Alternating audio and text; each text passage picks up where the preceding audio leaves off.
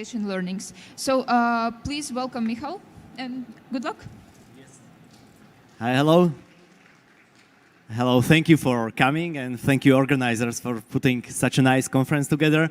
I have been here 2 years ago and it was such a pleasure experience that I was really looking forward to come back again. So a few words about me. I'm leading monetization team in Superscale, and also I'm enthusiastic about growing games, seeing how games can grow higher, earn more money. Previously, so within the gaming experience, I've analyzed more than 100 games, growth, so worked on more than 20 games. Together with my team, I was able to create more than 20 million of like uplift revenue, so created value. Yes, previously I'm coming from the product management background, so I was responsible for the fixed internet in telecom, roughly 50 million revenue, and then I switched for the application, so Sagic was like Google Maps, but offline. Okay, I also was one of the co-creators of the Battle Legion. Has anybody played the Battle Legion? Okay, I see some hands. It's a game where you manage army. You organize it, and then in the autoplay, it goes against the enemy. I was responsible for the majority of the economy part and some monetization design. Also, previously, I started up a startup. It still lives today, so it's like 7 years roughly. It's no $1 million company, but I believe that's a success for a startup to survive for multiple years. And also in my free time, I have a family, and that's how I spend my time. Okay, now just a few words about the company, about the Superscale. So are you familiar with Superscale? Have you, I don't know, worked together, talked together? Okay, I see some hands, that's nice. We are working with small as well as big studios like EA, Big Fish, Lego. You know some of them. We've got more than 60 experts across different verticals to really find what's the best place, what's the best way how to grow a game. And we are also building tools to support the growth, and we have helped more than 150 titles. This is how our customers can see the cooperation with us. So since we have done many of these things before, the road should be pretty straightforward. On the other hand, if somebody at least is starting, like doing a first game, there are many pitfalls and dangers, missing steps, and so on. But now let's to the actual talk. So do games fail? It's yeah, maybe a bit of more of introduction. So I would like for you to take what I would like for you to take out of this talk, that your new games will have higher chance of success, so that you will learn something that you will apply, and for your existing game to have some knowledge how to further increase the revenue. Now back to the question. So do games fail? Everything is growing, especially within mobile games. So this is for the worldwide players. We'll see more than half of the population in few years will play games. And at the same time, regarding the revenue, we see tremendous growth, especially for the mobile, where it's almost 27%. So when everything is growing, it should be fairly easy to success on market. So do actually free-to-play games fail? Let's dive in and see some numbers. So when we analyzed, actually, I picked this out of our customer. Our customer came to us with, he had a match 3 game, so we were helping him. So this is actually part of the deliverable that we deliver to our partner. So when we analyze iOS puzzle category, there is more than 3 billion in yearly revenue, and there are more than 15,000 games in that category. It sounds appealing. On average, every game should earn like 200,000 per year, which should be a profitable game, but it is a bit more complicated. So coming back to the customer, they came to us. Like, according to like some report, we are at the top 20% regarding the revenue or ARPDAU. But at the same time we have no revenue. Like it is so low that we are not able to scale the game and like make it a profitable product. Why is it so? And it's like, yes, this is pretty common, but let's see why is it. So the top application within the iOS puzzle category is the Candy Crush, which is earning, this is monthly revenue. There is some average, so roughly $32 million per month. And top 1% application. So if you order iOS puzzle category, one application, one by one, the top 1% will earn $500,000. Top 5% will earn only 20,000. Top 10% it's 10,000, and top 20% it's 4,000. And actually, this really correlates with what we saw with our partner, that they were with the top 20%, but at the same time, there's no way this could be a profitable game. So just to finish, so somebody who's right in the middle is earning roughly $400 per month. So coming back to this, what does it mean? It means that the market is extremely concentrated on the top, that the winners, like the top players, take it all, but which on the other hand means that if you are able to increase your ARPDAU, you will see multiple increase in your revenue. So each cent that you add on the ARPDAU, you will see multiplication of that in your revenue. To continue a bit with the drill down, so the Candy Crush, as I explained, is taking 13% of overall revenue within the puzzle category. And top 3 applications, it's 1/3 of all the revenue, and top 20 applications are taking 70% of the market. So this is how it is. How is it concentrated? So it means that winners take it all, and if we want to succeed with games, for me, success is to create a profitable game. So having a product that people that worked on that game can pay, salaries and everything that the product covers. So if we want to have such a product, in my opinion, it's roughly $20,000, which is roughly top 5% in that category. This is for one category, but generally the principle applies for most of the categories. But some numbers will be a bit different. So this is the state of the market. And now let's go a bit deeper. Why is it so hard? And what should we do that our product succeed? So I'm sure many of you work with games, and this is expected. Like, we should focus on everything. We should do the product market fit. We should do the MVP and test it on the market and measure and see the results and do A/B tests and everything that comes to your mind. But not all of these things are created equal.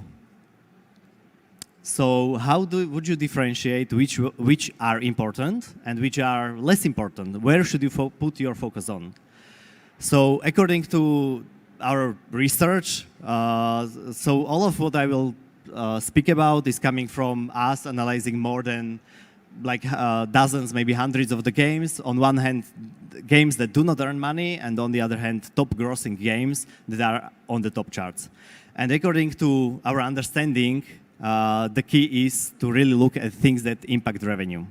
So what do I mean? Let's take one example. So there is a core loop and there is graphic.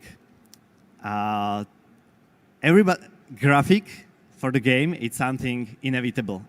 Every game nowadays should have a good graphics, but at the same time, we have seen games with ugly games earning money, and on the other hand, very nice games, but not being profitable, not earning money. On the other hand, if you take a core loop, so something which player goes through repeatedly and it allows him to spend money, that's directly impacting the future or the success of the product. So this is an example, and based on what we work with, these are the top 5 reasons why games fail. So it's lack of innovation, so just copying things, retention problems, problems with design of monetization, problems with content and pacing, and spending depth. Now I will go through each of these and explain it. So, lack of monetization. This one is by far the hardest one. because to bring something new, innovate on something, it's not easy. Steve Jobs said that innovation is the only way to win, and everybody of us knew, maybe even we use products from Steve Jobs and from Apple. I have not exactly Elon Musk in my mind when speaking about innovation, trying to improve everything. Like he's building such a big rocket that it has never done before. He wants it to be fully reusable, never done before. Everything doing from scratch. So you do not have to build everything from scratch.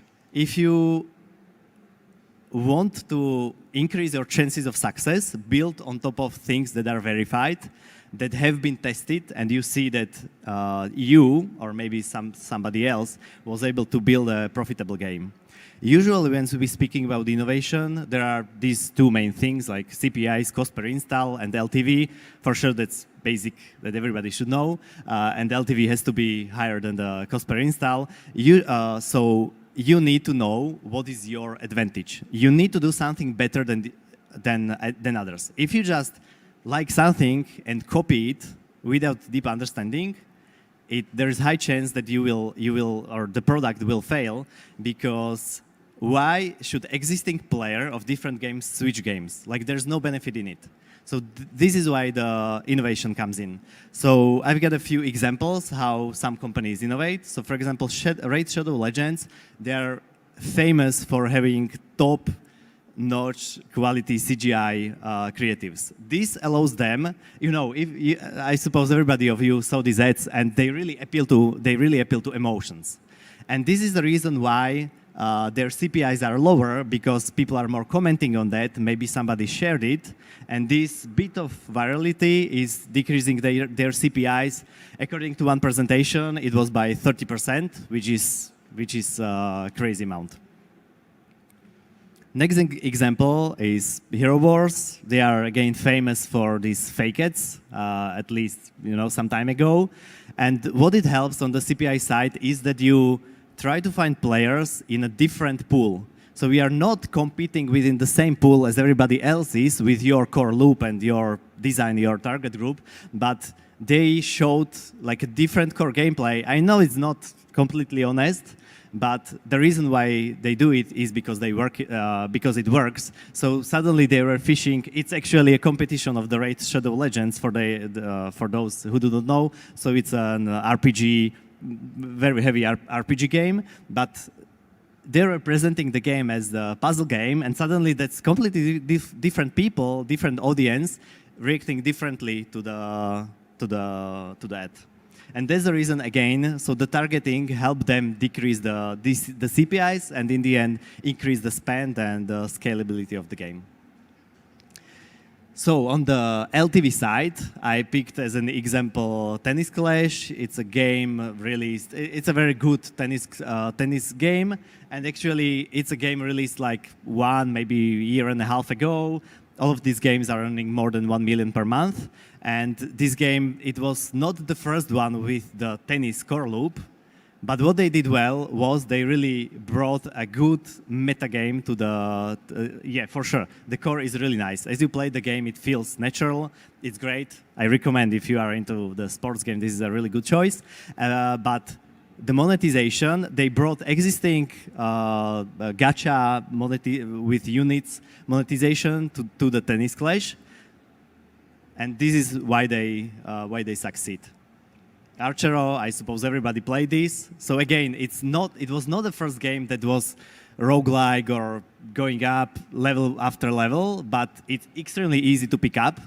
And when you get hooked to that is the innovation. When you get hooked to that, the LTV is going up.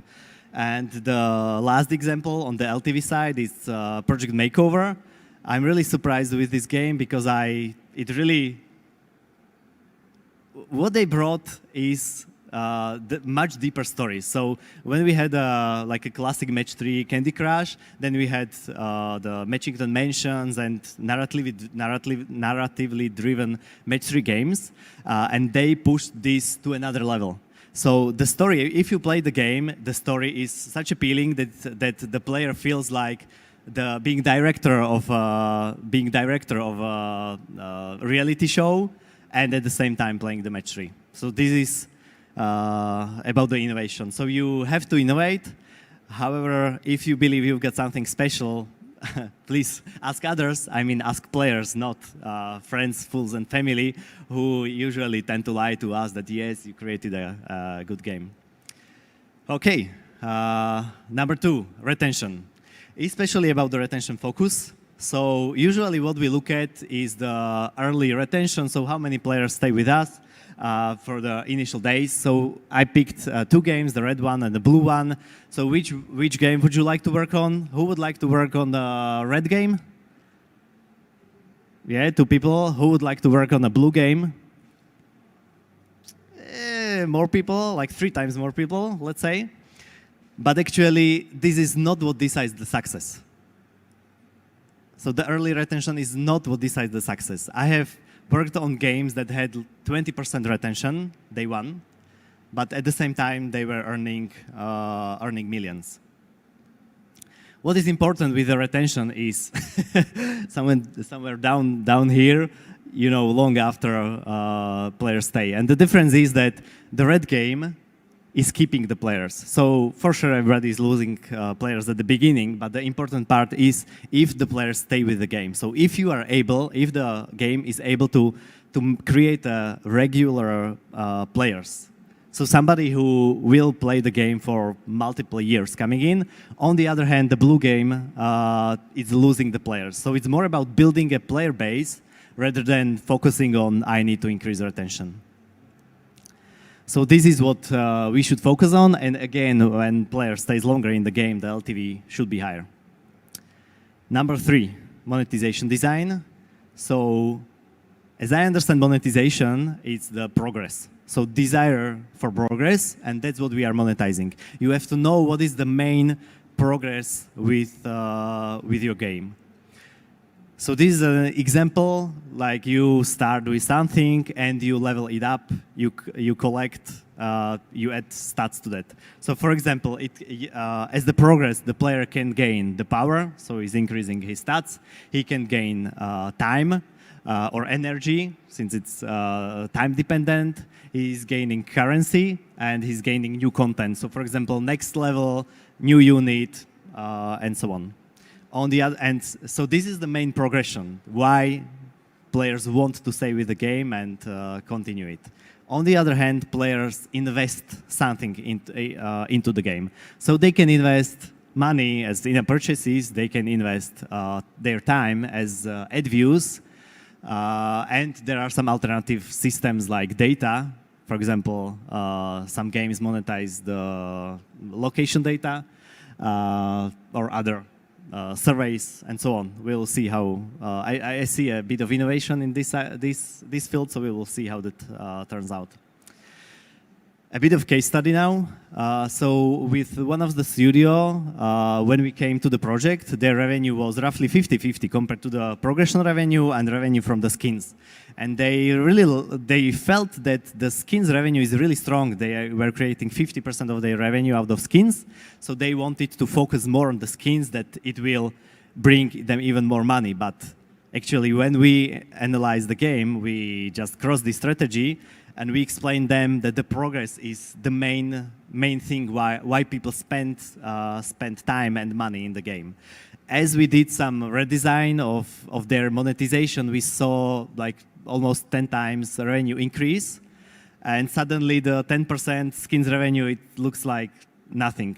I'm not telling that this is the only option. I know there are games monetizing only with skins like PUBG and really big titles, but it's, according to my understanding, this is by far the safest way how you can achieve success. Number 4, content and pacing. So do you know how long does it take, top grossing games, do you know how long does it take to finish the game, to come to the end game, collect everything? You've got any guesses? Never. Never. I love the choice. There is 2 years. Very good choices. So As we calculated it, in Clash Royale, it's currently 7 years. It's changing due to the economy. When they started, it was maybe even less than 2 years, but currently it's more than 7 years because, they started with like 40 units or something like that, and currently they have more than 100 units. And for the puzzles and empires, it's not so easy to calculate, but it's more than 5 years. So your content needs to last for years. For those players at the end of the curve that will stay with the game, it needs to be enjoying for them, always getting something. So the game length can be calculated as the amount of content and pacing in terms of how often you give the new content to the players. And it needs to last for years. This is an example of one of the games that we also, the studio, usually the case is that the studio comes to us and like, hey guys, we've got the game and we've got the problem, we cannot scale the game, what should we do? And so for example, this specific game, this was their example problem. So you can here see the content distribution of the Clash Royale back in 2019. So the curve starts pretty steep, so you can build a deck and play around. And as you progress through the arenas, you unlock more people. So this is roughly how the content distribution looks like. And compared to the game that we worked on, you see it's just in the first day, you receive everything, and then there's nothing more. So why should you continue playing game if there's nothing more you can collect, nothing more you can receive, no change to the game? So we helped them, redesign close to the Clash Royale since it was a comparable game, and their LTV multiplied after this redesign. So a very important thing is that you know where are your players. You do not have to have all of the content prepared in the beginning when you are global launching, but you need to monitor where are the players. And when you see that there's a big chunk of them waiting at the end of the content, waiting what will be next, you need to constantly add more. Number 5 is the spending depth. Are you working with this term? Are you familiar with it? What is it? Any guesses?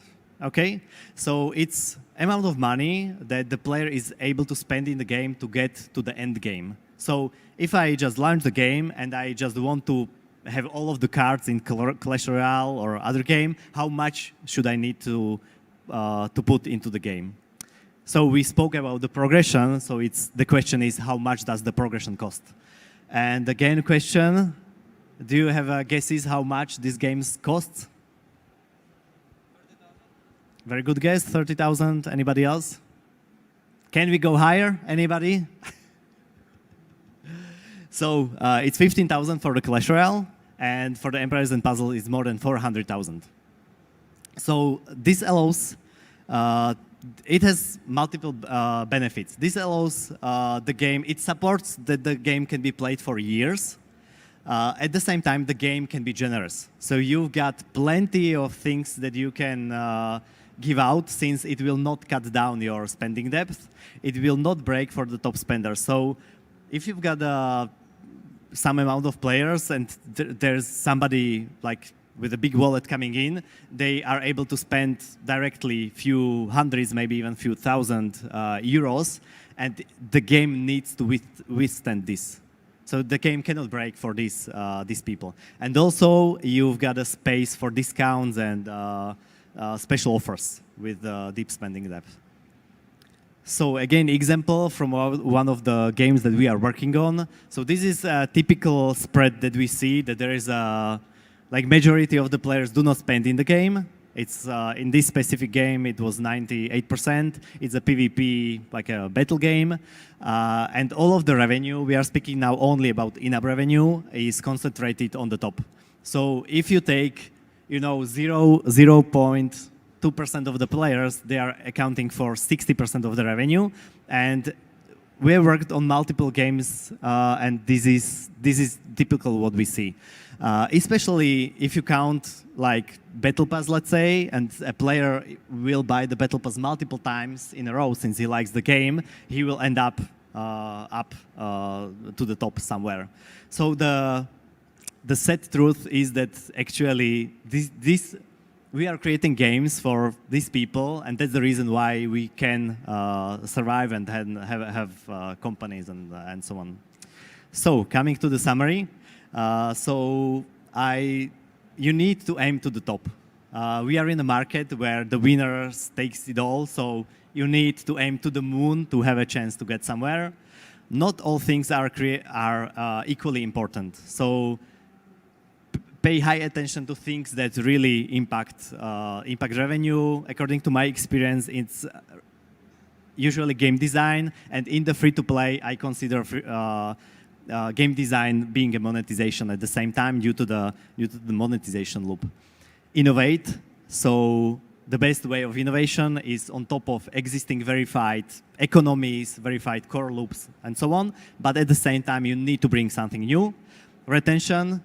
The long-term retention is important, not the short one. But on the other hand, I understand it's not possible to work with long-term retention. Like, can you imagine launching an A/B test and waiting half a year to see a result, like if it really helps or not?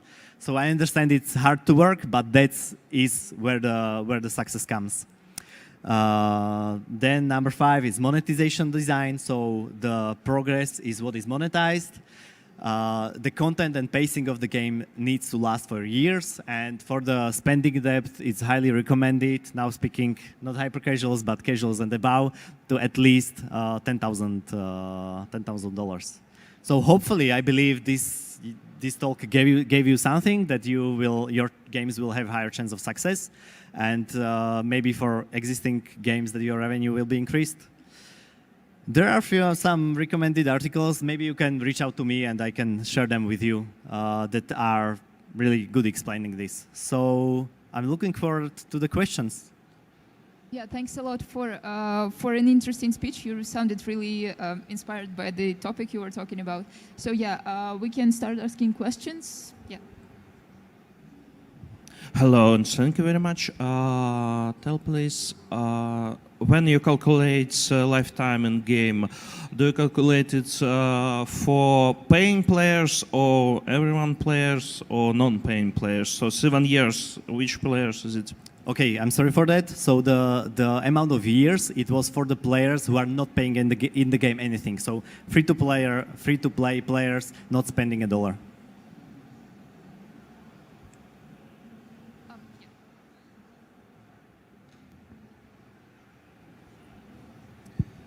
Hi, I'm Michal from Hawaii App Gallery.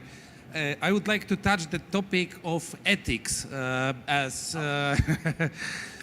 some of you may know, there are probably more, but there is like a site which is called darkpatterns.games, which actually shows exploitive patterns used in monetization, temporal patterns, social patterns, which basically makes people playing not really when they want or when they have time, but it creates a certain artificial, let's say, ways to push them to the game, right? If you compare those worst games and the top grossing, they are more or less the same, right? So basically, the games that make money are usually using these dark patterns. Do you know any game which would not be using such exploitive mechanics but still be able to make reasonable money on free-to-play?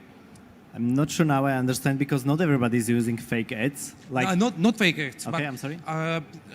All these mechanics, like for example, whatever commitments to your clan. Yes, that you have to participate in a clan battle, and instead of playing with your kid, you really need to make that the task which you are supposed to, because otherwise you will be punished in the game, right? So all these patterns that actually, no, there are some psychological patterns that make kind of addiction, right? You could call it, and these are games that make money, which is sad but true.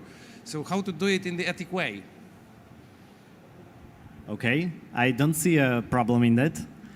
Because usually the free content and currencies that you are receiving are spread across the features in the game. So something you can receive for just logging in, something you can receive for events, something you can receive for the free-to-play. I mean the standard free-to-play, and this is actually coming to the monetization, because you want to progress faster, and the game is not, the balance is not giving you enough. So I'm not sure I answered.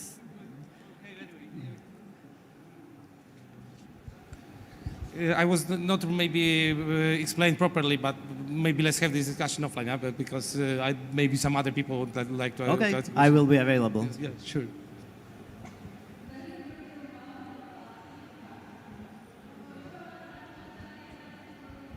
Okay, hello. My question is how to make a 7-year content with small team. Yeah. Very good question. Very good question.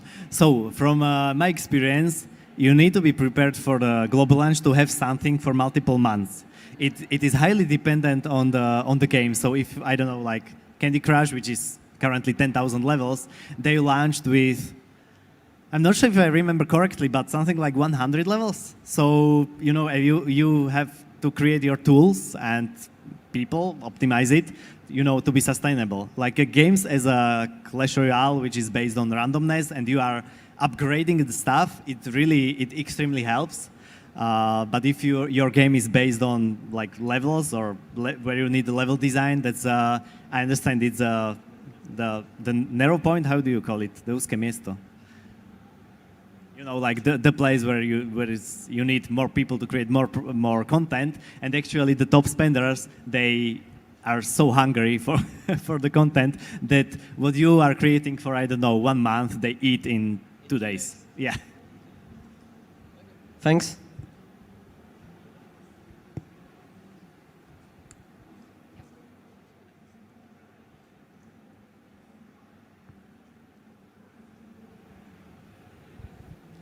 Hello.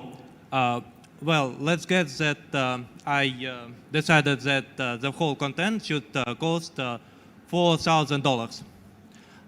Is there any advice how should I choose progression of the cost? Can you maybe explain a bit more? Well, how the cost should be increased by the levels?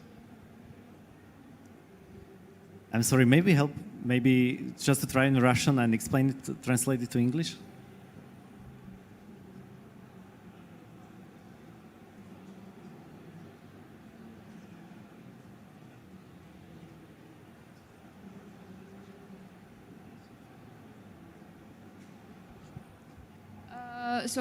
Let's say that all the levels cost $4,000. Is there any advice on how to make progression on each level? Yeah. Understood. Usually the monetization pressure, I don't know how should I call it, usually it's lower at the beginning and then growing up, but you need to be very careful about not going like exponential.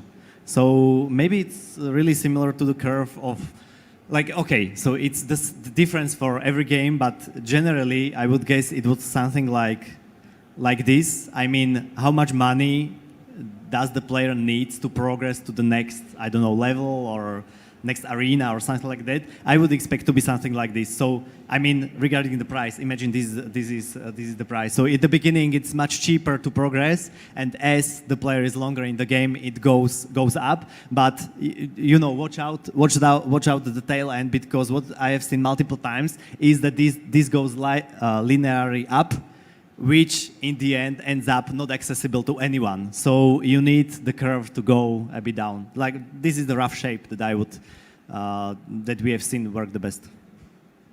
Yeah, yeah, this is not a good case. Hi, I'm Daria. I'm from Holy Water. So thank you very much for your interesting presentation. Could you please explain some best practices on how to monetize those like top whales, like super whales who pay more than 1,000? So maybe we should give them some like really expensive special offers, or should we make totally different monetizations for them? Like from the beginning, we should define who is who, and then like provide with different track of monetization or something like that. Okay, I will help myself with not mobile games, but something that, you know, my friends did, and actually they, like, for example, if such a person acquires to them, I would like to see this in a game, they just go directly, create it, and make a special pack for these people. Generally, what we see that really works well is we created a tool, we call it personalization. It's a machine learning tool that creates personalized offers for everybody. One of the key components is the price point. So, for example, if somebody is purchasing pretty often for a high price point, there's no reason to show him like $5 offers because like, you know, he's ready to pay 100. Why should you at least look at the $5 offers? So I hope I answered at least to some extent. Yeah, to some extent. But should the content of that offer be the same? Like, let's say we provide some coins, like some coins. Should like if for everybody 1,000 coins costs $5, should like the ratio be the same for whales or no? I would not go this direction. It's extremely hard due to the community. So you know, one player has something different price than another. The way around it is with the personalization, as I started, because one of the parameters is the discount. So, and this is how you can, at least to some extent, like differentiate the price per something for different players, and yeah, that's how we do it. So and with the personalization, each of the player can receive different offer according to his needs. So you are not offering something that he does not need. You are not giving discount that he does not need because he will buy it either way. Okay. So actually, yeah, you say like the same value for different money, but masked with discounts. Yes, that's yeah. Thank you. What for we your find idea. out how it works. But like even with the personalization, you know, different players seeing different offers. It's, you know, some studios do not like it, some don't mind. The community always knows because the players, you know, share screenshots. I received these, and you know, there are usually we go around that it is randomized and personalized, so they do not expect the same thing. I mean, the players do not expect having the same thing everybody.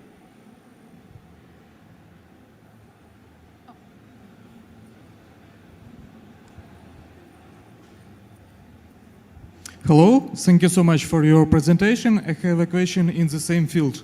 How do you build audience or segments for these whales? What tools do you use? Does it base it on monthly payments or total payments, LTV or whatever? Thank you so much.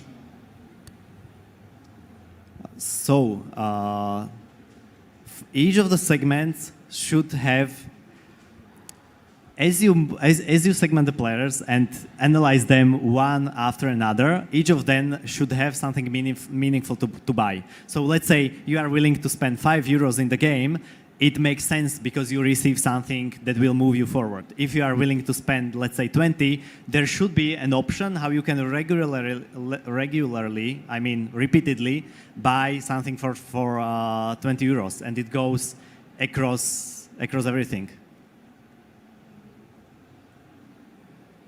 Like again, I'm coming back to the personalization because, in my opinion, that's something that every game with, I don't know, 100,000 and more revenue per month should have, because there's no other way how to capture the revenue other than personalizing special offers and the content for the players. Okay, I see no more questions for now. Oh, no, there is one.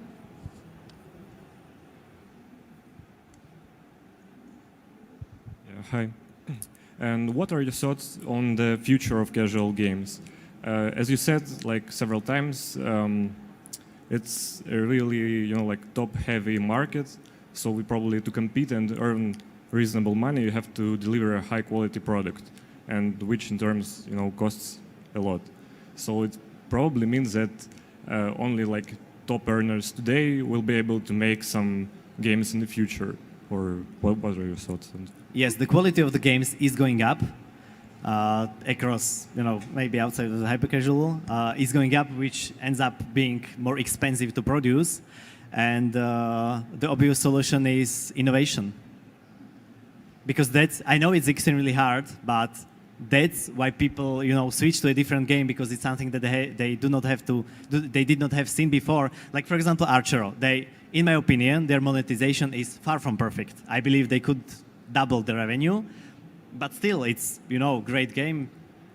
Yeah, I get it, but you know, like Archero is one of the games that, you know, like it blew up, yeah, and we have like a lot of like mediocre match-3 games, and you cannot just compete with giants like King, for example. Like So speaking specifically about match-3 games, in my opinion, it's extremely hard. And if I would invest, I'm not sure if I would go this direction due to the, somebody being 10 years on the market, innovating, launching multiple games. Like, how can you compete with it? Yes, I agree. But on the other hand, the project Makeover that I was showing up, I know it took 2 years to develop and millions, but yeah, it's like a really high quality game, which in terms costed a lot of money. So yeah, I guess I get it. So do you predict like we will have some new type of games? Yeah, it's not like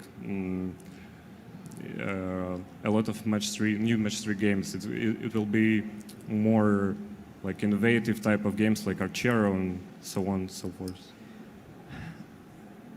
recently, a few months ago, there was a game launched by the studio owned by Supercell, and it's a copy of Guitar Hero. But it was a long time until there was a good game on mobile with a core theme of tapping to the music. So, for example, that's like a verified game that worked on the consoles or somewhere else, and they just brought the same game for the mobile and optimized it for the mobile. And with the innovation, the quality you can do it with lower budget and end up being profitable.